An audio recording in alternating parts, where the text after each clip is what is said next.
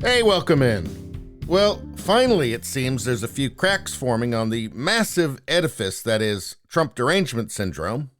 And it only took a little over a year of literally everything going wrong under Biden.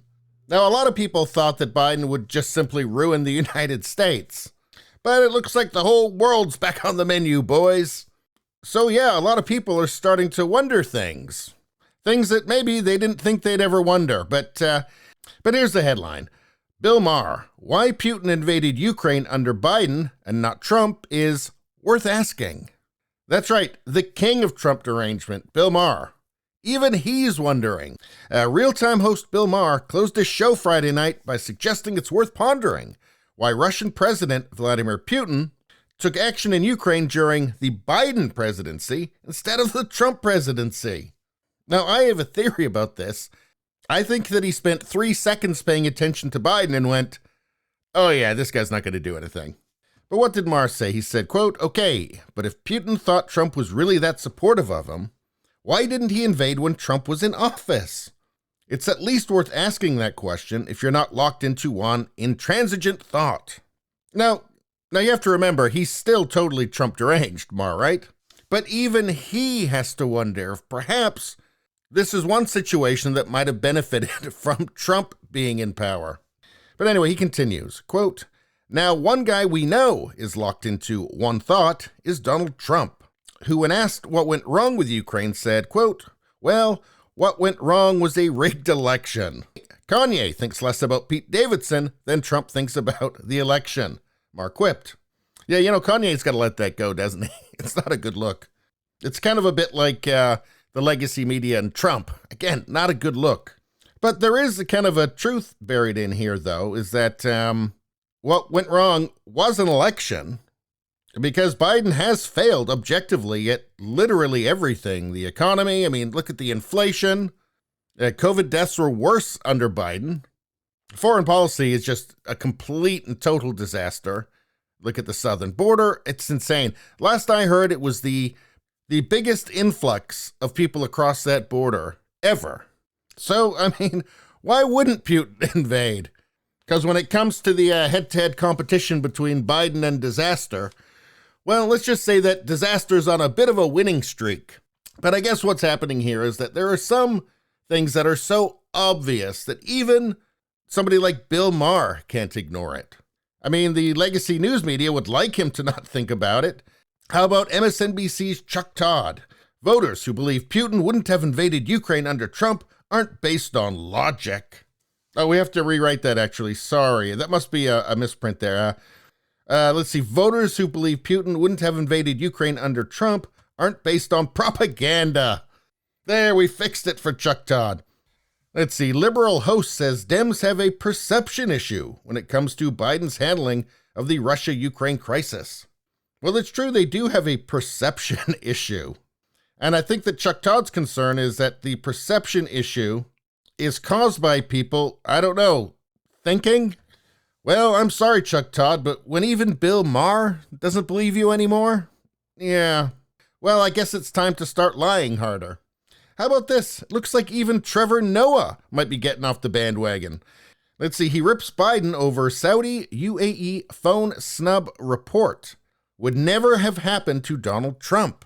And this is about reports that Saudi Arabia and the United Arab Emirates are just not answering the phone when Biden calls. No, just tell him we're not here right now. We're out. We're having dinner.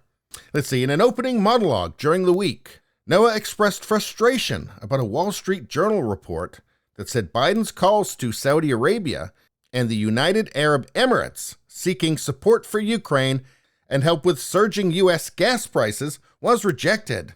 What makes this even more pathetic is that he's obviously begging them. He's obviously calling to beg them to produce more oil to bring down the price. Yeah, and this is while there's reports coming out that the Saudis are thinking of using Chinese currency, the yuan, for use in its oil deals. Not good for the petrodollar, apparently. But anyway, Noah claimed that rejected phone calls were one thing that Biden's predecessor, former President Donald Trump, would never have had to deal with. Quote, "You've got to be kidding me," Noah told his viewers Wednesday night. Apparently, Saudi Arabia won't even pick up the phone for the president of the United States.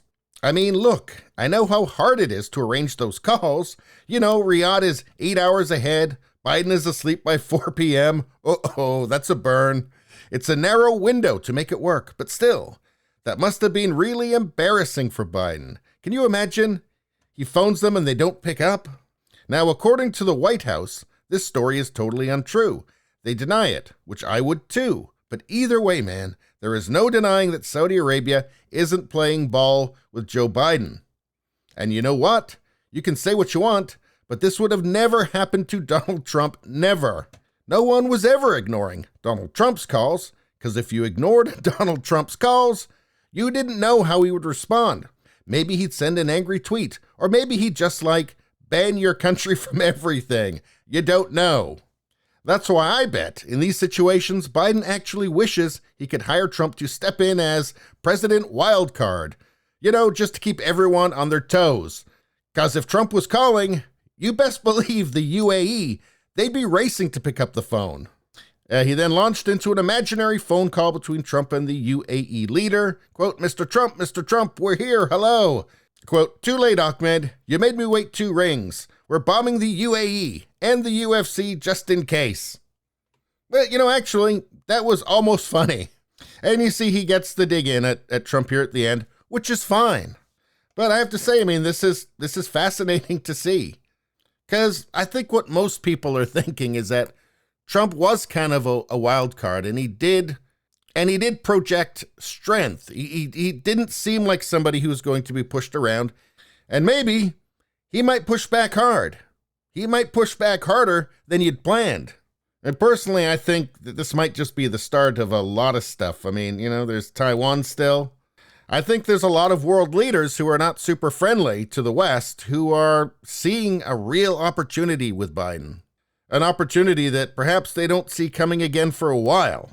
And perhaps that's making even the most deranged of the Trump derangement crowd just a little bit nervous. Anyway, that's all I got to say about that. Please subscribe, like, and share. That really helps me out. If you just like to listen, there's the podcast Radio Baloney. It's on pretty much every platform. If you look for it, you will find it. Thank you very much. I'll see you next time.